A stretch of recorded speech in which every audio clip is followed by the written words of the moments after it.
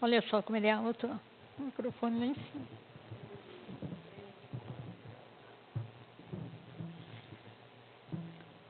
Boa noite, pessoal. Antes de iniciarmos, vamos fazer uma breve prece para acalmar todos os espíritos e trazer para perto de nós.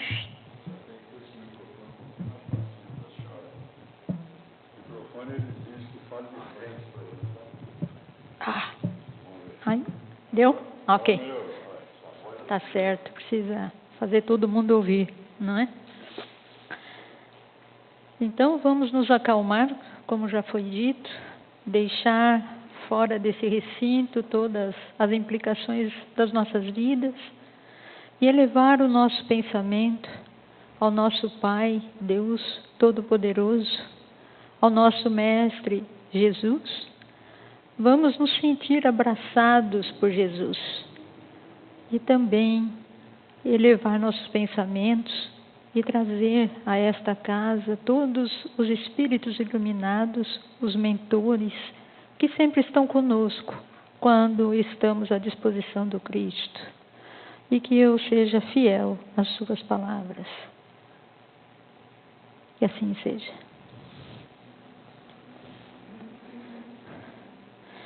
Bom, a nossa pretensão é continuar com as parábolas, né, num caminho de Jesus. E para isso nós estamos chegando na 8ª, de uma coletânea de 15, para que nós possamos enxergar no caminho das parábolas de Jesus como tudo é mais ou menos emendado uma coisa na outra, e ele não sai do seu caminho, né? Do caminho do ensinamento, utilizando a linguagem que melhor ele poderia dar, que era naquela época toda a existência do que tinha à volta dele. As parábolas anteriores, para quem já esteve aqui, para quem não esteve, os talentos, trabalhadores da última hora, o rico e Lázaro, a ovelha perdida, a moeda perdida e o filho pródigo. Essas 3 palestras faziam parte, né, nós mostramos aqui, da tríade da unidade do destino, que é Deus é justo e também misericordioso.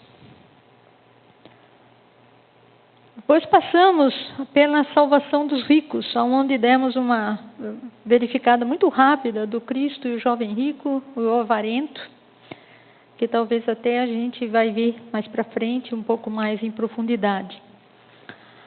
E a última foi o semeador.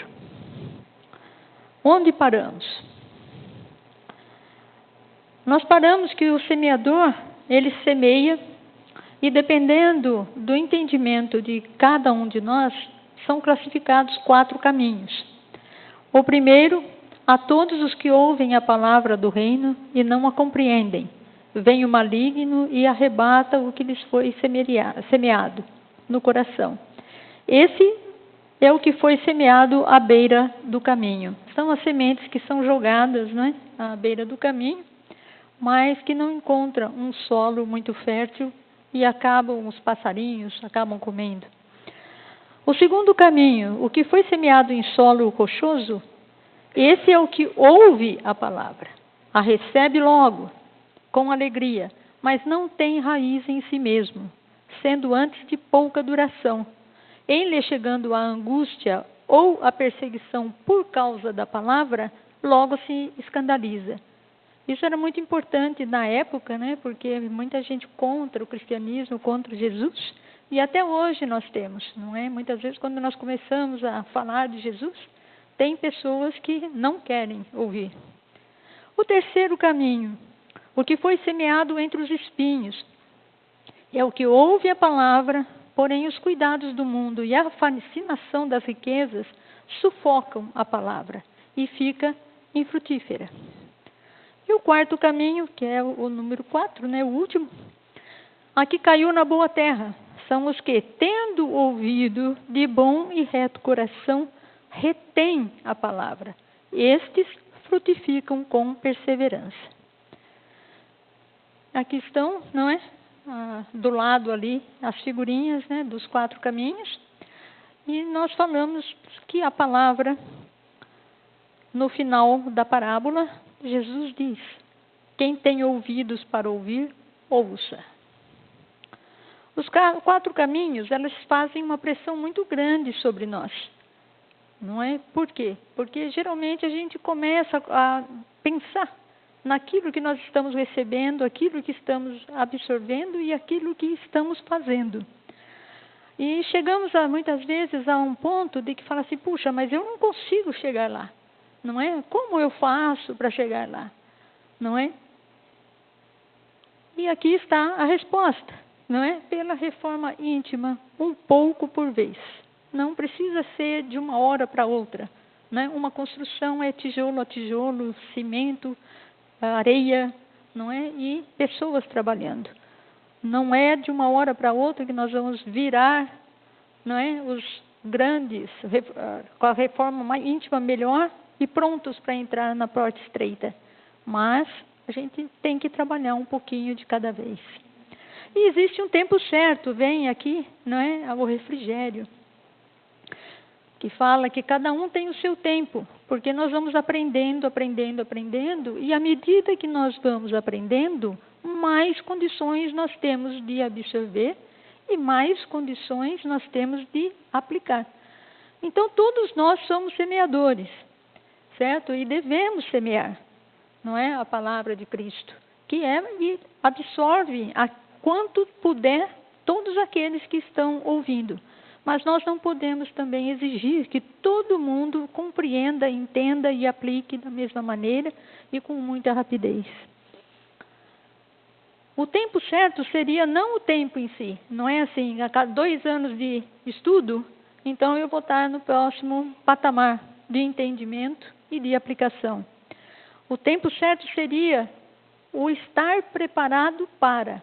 Isso quer dizer que quanto mais nós nos preparamos, mais preparados, né, nós estamos para receber mais e aplicar mais. E o que vem ser estar preparado para? Na realidade, sabe-se que a teoria não presta referência à prática. Nós podemos ter um mundão de teoria, certo? Mas se nós não aplicarmos na prática, isso também não vai servir para muita coisa. Serve para semear a palavra.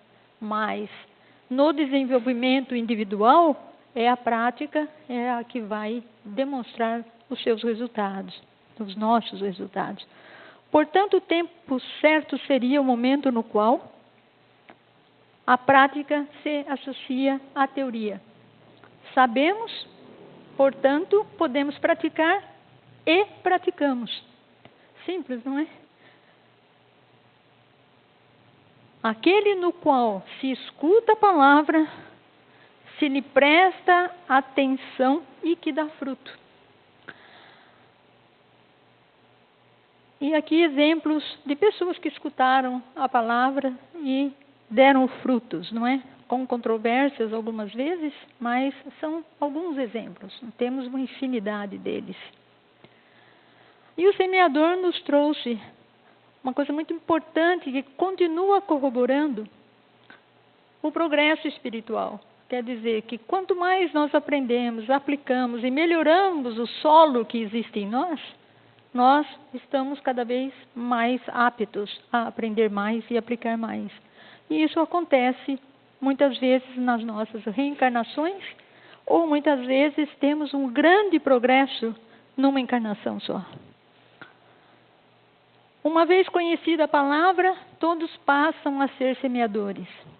A palavra é para todos. Sua assimilação é proporcional ao estágio espiritual adquirido no passado, em conjunto com a renovação das atitudes no presente, que é a reforma íntima. Através do processo evolutivo, a palavra encontra ouvidos que a ouça, que a entenda. Cada um a seu tempo, preparo espiritual e dê frutos.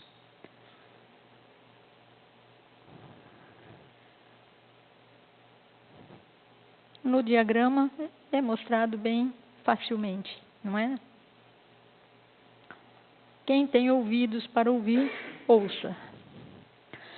E no nosso diagrama aqui das parábolas, não é? Nós trouxemos o semeador já à direita, né? No caminho bem perto do preparo espiritual, para que ele fique já numa situação mostrando para nós que quanto mais nos preparamos, mais podemos semear.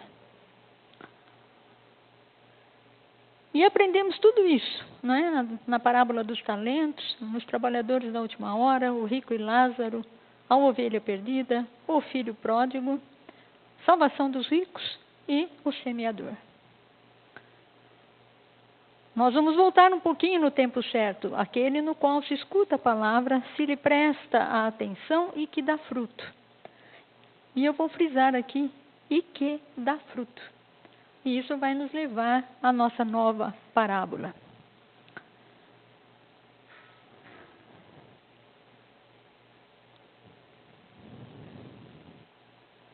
O que acontece quando o semeador semeia, mas não há frutos?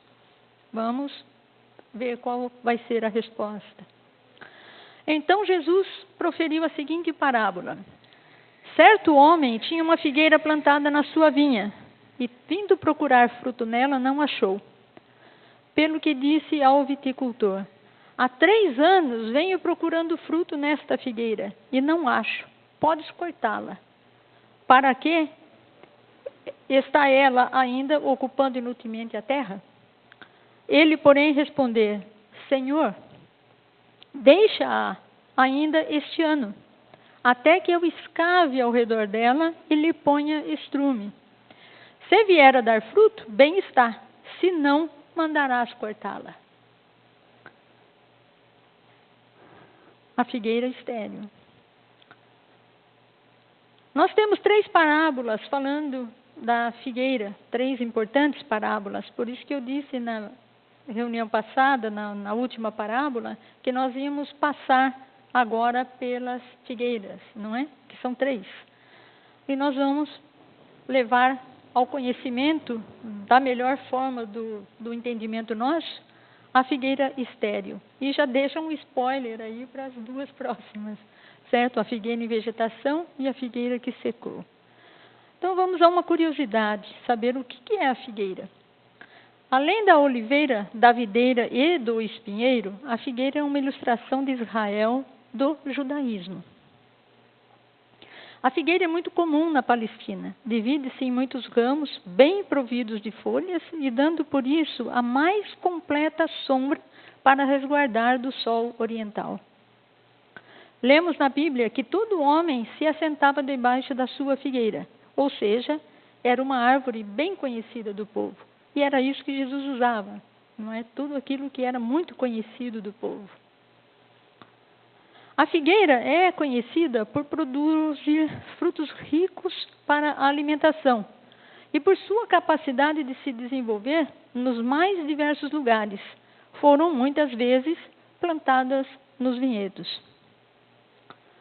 Qual a ideia principal dessa parábola? A parábola mostra que nós temos uma evolução espiritual a ser cumprida nessa encarnação.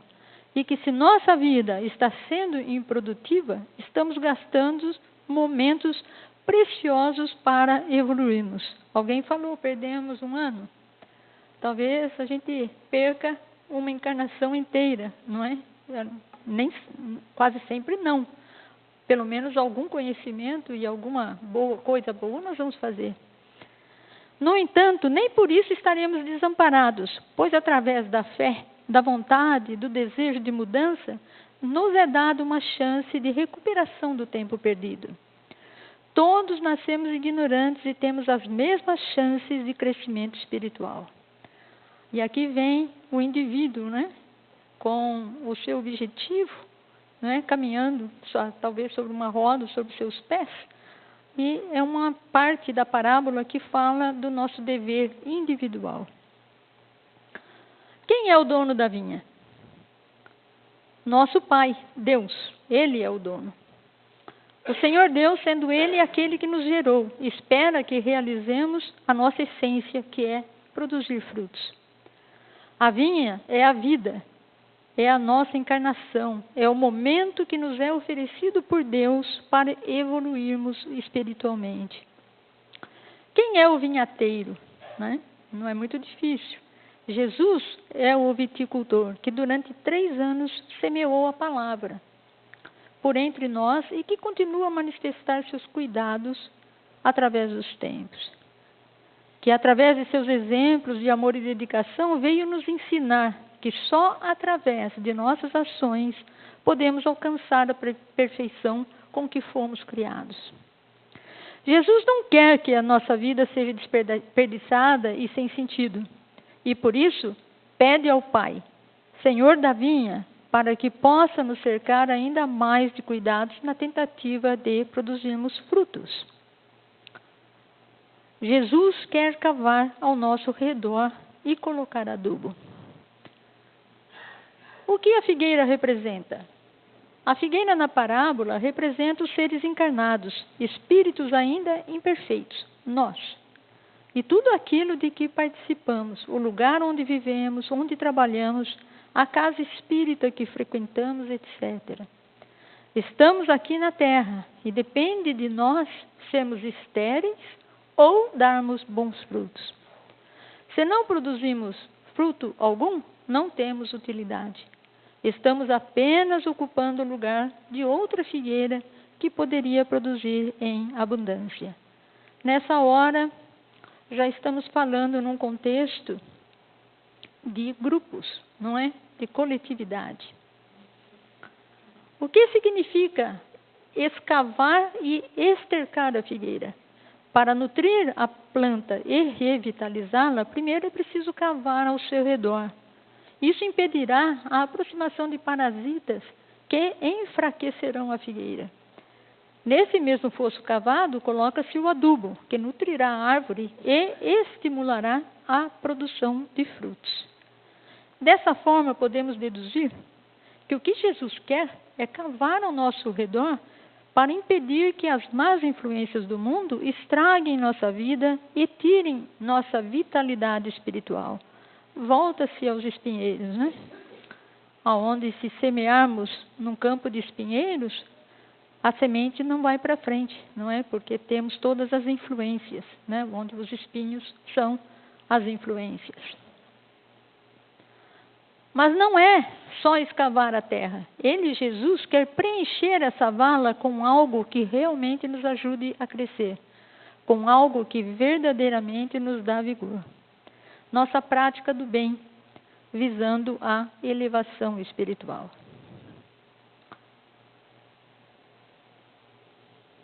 A palavra é tudo o que Jesus quer que seja semeado e seja também adubado, não é? Jesus não veio destruir a lei, isto é, a lei de Deus. Ele veio cumpri-la, ou seja, desenvolvê-la. Dar-lhe seu sentido verdadeiro e apropriá-la ao grau de adiantamento dos homens. Fala de novo dos diferentes solos. Quem são os frutos? Que são os frutos? São as obras que devemos praticar para conseguirmos a elevação espiritual, para que um dia estejamos junto ao nosso Senhor. Mesmo com os cuidados de Jesus, algumas vezes deixamos de produzir frutos, ou mesmo nem chegamos a produzir algum. O que representa o corte da figueira estéril? Em nossa vida terrena, temos a oportunidade da prática do bem e do amor ao próximo. Porque somos imperfeitos, não conseguimos resgatar nossos erros todos de uma só vez. O que representa o corte da figueira estéril? Continuando, nosso Pai que nos ama e do qual somos uma partícula, nos oferece oportunidades de recuperação através das várias reencarnações, que por sua bondade, visando ao nosso aprimoramento, nos concede, para que possamos ir aos poucos resgatando nossas dívidas, para que um dia todos nós nos tornemos espíritos puros. Ou seja, oportunidades que nosso Pai nos concede para que tornemos a Ele com a elevação espiritual com que fomos destinados. Todo mundo sabe que nós nascemos ignorantes mas somos condenados à perfeição, certo? Nós não vamos conseguir parar enquanto não chegarmos lá.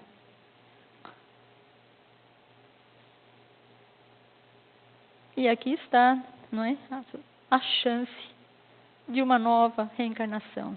E essa figurinha eu já usei outras vezes, não é? Para aqueles que não acreditam em reencarnação, isso é comum, certo? Ó, fique tranquilo, eu também não acreditava em reencarnação quando tinha sua idade. No entender de Rodolfo Caligares, essa parábola encerra mais uma das extraordinárias alegorias que o mestre retrata a situação moral da humanidade terrena. Veja você que agora Caligares leva para a humanidade, certo? Nós começamos lá no individual, entramos no coletivo e vem agora a humanidade. E ao mesmo tempo adverte-a sobre a sorte que a aguarda caso não tome melhores rumos. Há muitos e muitos séculos o Senhor da Fazenda, que é Deus, vem esperando pacientemente que essa nossa infeliz humanidade, falada hoje pelo Sr. Rui, né, simbolizada pela figueira, produza bons frutos. Ou seja, alcance a maturidade espiritual, implantando na terra o reinado do amor, da justiça e da lídima fraternidade. Lídima é legítima, autêntica. E aqui está o globo terrestre com todos nós. Jesus, representado na parábola pelo abnegado e diligente vinhateiro, tem-na agraciada com sucessivas revelações, cada qual mais perfeita, visando despertar-lhe a consciência da humanidade, fazê-la compreender os seus deveres para com Deus, para consigo mesma e para com o próximo. Lamentavelmente, porém, ela não os tem levado a sério. Continua presa às suas ilusões e fantasias, persiste em viver apenas para si, para a satisfação dos seus gostos turvos, nada realizando no campo do altruísmo. Como derradeira ajuda, isso é importante, no sentido de salvá-la da esterilidade a que se abandonou, Jesus houve por bem enviar-lhe o Espiritismo, à humanidade, para mostrar ao vivo, com o testemunho das próprias almas trespassadas, a felicidade reservada aos bons. Se com isso os homens se regenerarem e aprenderem a viver em paz, vinculados pelo amor, dando cada um a contribuição de seu melhor esforço para uma nova civilização, em que desapareçam as conquistas, as sujeições de um povo a outro povo, ou privilégios, os de níveis sociais, etc., bem está. Caso contrário, todos quantos se mostrem recalcitrantes, insensíveis ou indiferentes a esse despertamento espiritual, serão transferidos para outros planos inferiores, a fim de que não continuem ocupando lugar neste planeta, no qual se terão tornado indignos. Eis que, no correr do terceiro milênio, a Terra se irá transformando em um mundo regenerador. Nós ouvimos isso sempre, né? Muitas palestras sobre o mundo de regeneração, e muitas vezes nós olhamos para a Terra e falamos, mas como? Não é? Com todas essas guerras, não é? Os povos tratando mal os outros povos ou até o seu próprio povo. Como que isso pode acontecer? E aí a gente fica em dúvida, fala assim, nós não temos muito tempo para sair da onde nós estamos e chegar aonde Jesus fala que entraremos no planeta de regeneração. Caligares traz uma luz, não é? Qual é a luz? Na verdade, não é a Terra em si que vai entrar, não é a humanidade que vai entrar nessa regeneração, mas simplesmente vai ser dada a hora aonde aqueles que estão no caminho da regeneração vão ficar na Terra, não é? E aqueles que não, provavelmente sejam mandados para outros planetas, outros lugares.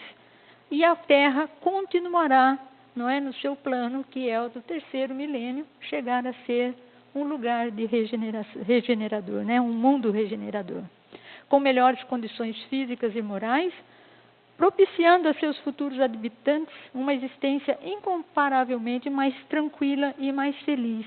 Existe também uma outra teoria que fala que nesse estágio da Terra, antes dela se transformar no mundo regenerador, Jesus está dando chances a muitos e muitos espíritos de muita baixa categoria, vamos dizer, como uma última chance para eles se resolverem.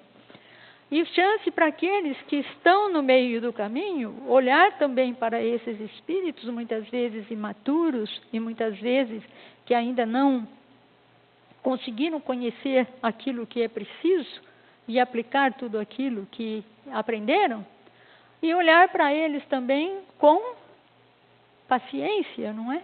Eles estão lá atrás, né, da palavra, não é? Hoje eles não conseguem ouvir a palavra.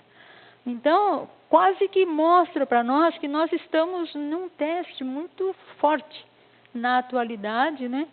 E nós, como espíritos, ainda vamos reencarnar mais vezes, né, na Terra. Provavelmente a gente vem um pouquinho melhor, tomara seja, para também ajudar a todos aqueles que têm potencial para melhorar, que consiga uma melhora, talvez até muito mais rápido, como os trabalhadores da última hora. E todo mundo aqui já ouviu falar nos exilados de Capela, quem leu sabe mais ou menos do que está sendo falado, né? Porque existe também uma outra parte que dizem que muitos espíritos que estão aqui na Terra hoje, né, vieram de Capela, que vieram para ajudar outros espíritos menos elevados ainda, né, a também conseguir levar o seu caminho para a evolução e a espiritualidade. A figueira estéril, então, por que a figueira chama-se figueira estéril? Porque não dá frutos. E Jesus continua com paciência, não é? Pedindo a Deus que nos deixe aqui, certo? Não nos tirem daqui, não nos levem embora já, não é? Mas simplesmente nos dê mais chances de nós conseguirmos enxergar o nosso caminho, o caminho do bem. Jesus quer fazer de nós figueiras cheias de vida e capazes de produzir muitos e excelentes frutos.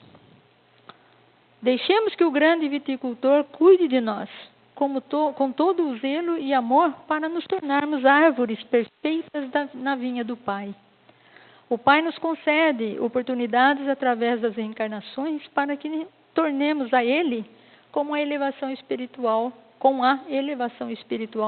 com que fomos destinados. E esta a realização da nossa essência. A nossa essência é ser bom, não é? Deus nos criou para que nos tornemos bons. É como nossos filhos, não é? Os filhos nascem, são ignorantes, estão entregues a nós, e nós trabalhamos para quê? Para que eles tenham estudo e também que sejam bons. Não é? Raramente tem pais que não querem que seus filhos sejam bons. Então, o cérebro estéril, né? A palavra de Jesus, os frutos e a regeneração do mundo. As parábolas de Jesus, ela tem um cunho, como já foi dito brevemente durante a explanação, o âmbito individual, o âmbito coletivo, certo? Veio o Torá, veio a Bíblia Sagrada e o âmbito planetário, aonde todos nós estamos. Então, nós somos seres individuais. O espírito é individual. Não é? Outro dia até brinquei com umas pessoas que estavam numa aula com a gente, falei assim, olha, infelizmente para nós a gente não troca de espírito na reencarnação, não é? Nós vamos levar esse espírito até o fim. É ele sempre, é ele que vai ter que se aprimorar, que vai ter o conhecimento, as aplicações, dar frutos, não é? Não existe espírito que fala assim, não, o corpo você troca, o espírito não. Ele é único e é indivisível. Quer dizer, se nós não nos apressarmos para conseguir melhorar, nós vamos voltar um pouco melhores e continuar a nossa vida sendo cada vez um pouco melhores. E Deus nos dá essa oportunidade através do intercâmbio hoje, os espíritas sabem disso, entre os dois planos, os espíritos e os encarnados, as intuições, através do despertamento espiritual que nos trouxe Allan Kardec, por obra de Jesus e obra de Deus. Terminando, então, nós chegamos ao nosso diagrama, não é? E trazemos aqui a figueira estéril. Estéril, lembrem-se, porque ela não dá frutos, e ela precisa ser cortada, mas Jesus não quer que sejamos cortados. Jesus quer que nós continuemos a nossa evolução. E Ele está aqui, junto de nós, para nos ajudar. Nós temos aqui a bibliografia. Novamente, o plano nosso, né, de chegar até a 15ª parábola e mostrar para vocês, como eu também enxerguei de alguma forma, que as parábolas elas são entrelaçadas, não é? E mostram uma inteligência suprema. Por quê? Porque ela vai levando, não é, nós para um caminho onde vai mostrando como que Jesus, naquela época, já atuava para mostrar para nós, provavelmente nós estivemos lá naquela época, para também aprendermos, ou viemos de capela, né? Não sabemos.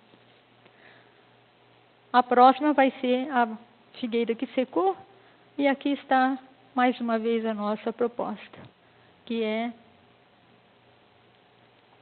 compreender as parábolas percorrendo o caminho do entendimento com Jesus. Que assim seja. Muito obrigada.